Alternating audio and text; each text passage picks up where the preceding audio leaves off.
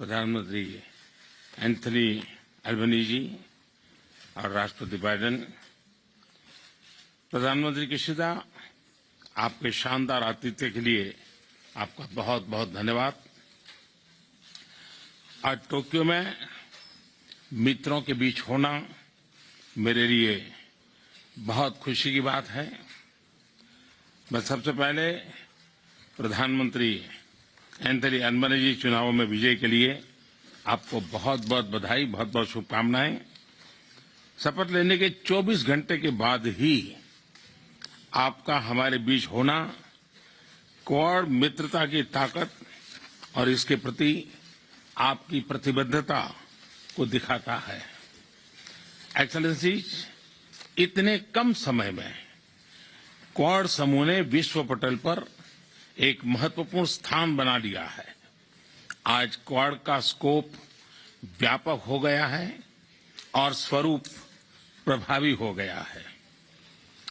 हमारा आपसी विश्वास, हमारा डिटर्मिनेशन लोकतांत्रिक शक्तियों को नई ऊर्जा और उत्साह दे रहा है।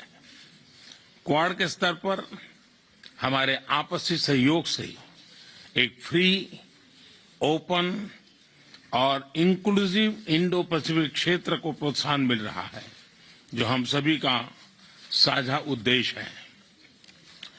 कोविड-19 की विपरीत परिस्थितियों के बावजूद हमने vaccine delivery, climate action, supply chain resilience, disaster response और आर्थिक सहयोग जैसे कई क्षेत्रों में आपसी समन्वय बढ़ाया है।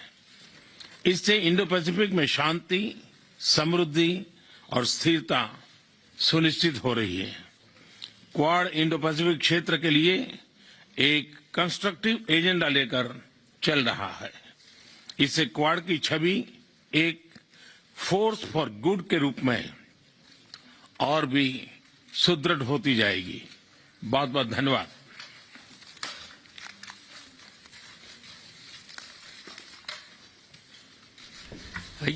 और लगातार हमारे सीनियर एग्जीक्यूटिव एडिटर हमारे साथ जुड़े हुए हैं अभिषेक कपूर। अभिषेक, अभी हमने सुना प्रधानमंत्री ने कहा कि कई क्षेत्रों में आपसी समन्वय बढ़ाएंगे और रचनात्मक सोच लेके चल रहे हैं, खास तौर पर यहाँ पर जिक्र प्रधानमंत्री ने कहा।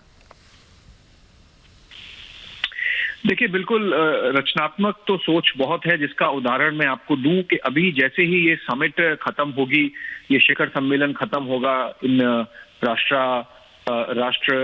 नेताओं के साथ, राष्ट्र अध्यक्षों के साथ, तुरंत ये लोग जाएंगे और एक प्रोग्राम का इनॉग्रेशन करेंगे, उसका शुरुआत करेंगे। वो प्रोग्राम है क्वाड फेलोशिप्स, यानी कि जो विज्ञान और तकनीक से रिलेटेड पढ़ाई है, उसमें जो पोस्ट ग्रेजुएट लेवल के, स्नातकोत्तर लेवल के जो मेधावी छात्र हैं, उनको अमेरिका में, भारत से, जापान से, ऑस्ट्रेलिया से लाकर अमेरिका में जो उनकी बहुत अच्छी यूनिवर्सिटीज हैं, वहां पे साइंस, टेक्नोलॉजी, इंजीनियरिंग, मैथमेटिक्स, यानी कि आप समझें कि विज्ञान, तकनीक, अभियांत्रिकी और गणित, इन सब्जेक्ट्स में उस तरह से पढ़ाया जाएगा कि वहां पे जो भी रिसर्च हो, जो भी आप काम करें, उसका क्वाड देशों में फिर से काम आए।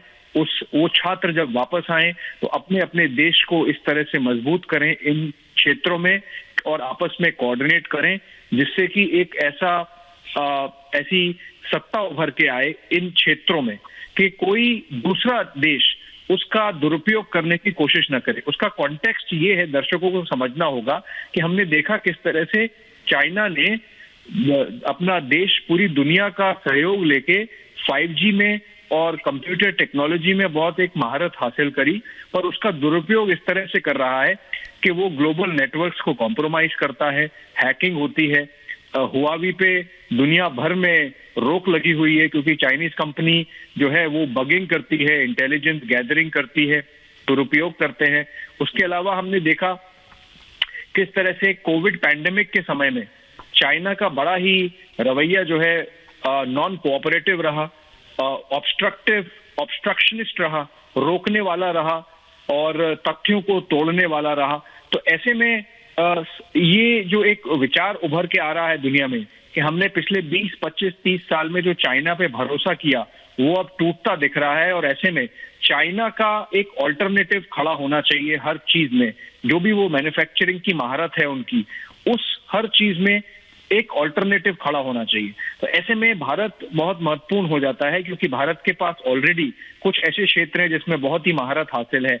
उसमें से एक फार्मा सेक्टर है जहां पे दवाइयां बनती है, और हमने कोविड के समय दिखाया किस तरह से दुनिया के 5 या 6 राष्ट्र जिन्होंने वैक्सीन बनाई उसमें से भारत एक है, और बहुत सफल तरीके से उसको जो डिस्ट्रीब्यूट किया, उसको जो वैक्सीनेशन प्रोग्राम किया, टीकाकरण अभियान किया, वो अपने आप में एक बहुत बड़ी उपलब्धि है। और सिर्फ टीकाकरण अभियान नहीं किया, उसका जो कंपाइलेशन किया, उसका जो डेटा मैनेजमेंट किया, जो जिसका एक वैक्सीन सर्टिफिकेट बहुत नमूना है अच्छा सा, वो अपने आप में एक मिसाल कायम करता है दुनिया के लिए। तो मेरे ख्याल से इस पूरे प्रकरण में भारत की छवि जो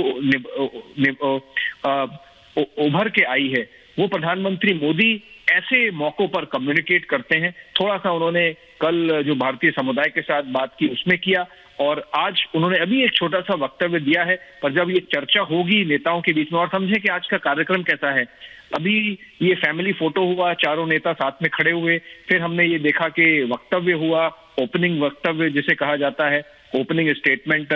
इसके बाद अब ये गहन चर्चा इन नेताओं के बीच में करीब 2 घंटे होने वाली है। उसके बाद एक वर्किंग लंच इन 4 नेताओं के बीच में होने वाला है। तो समझिए कि करीब 3 घंटे ये आपस में चारों बैठ के चर्चा विचारणा में लगाएंगे, और बहुत ही गहन चर्चा होती है, बहुत सारे निर्णय लिए जाते हैं, बहुत महत्वपूर्ण बैठक है। और जब ये खत्म होगी तब तक आप समझें कि क्वाड को अगले कुछ सालों के लिए दिशा देने के कुछ निर्णय यहाँ पे हो सकते हैं, जिसमें से चीन एक बहुत महत्वपूर्ण हिस्सा है, जिसे अंग्रेजी में कहते हैं एलिफेंट इन द रूम, कि कोई बहुत ओपनली आप उसको प्रेस में नहीं सुनेंगे, पर जब ये नेता आपस में बैठ के बात करेंगे तो बहुत खुल के चर्चा होगी इस बारे में। उसके अलावा विज्ञान, अभियांत्रिकी, कोविड मैनेजमेंट, ये फूड सप्लाई सिचुएशन जो है, क्योंकि डिसरप्शन हुआ है क्लाइमेट चेंज के कारण,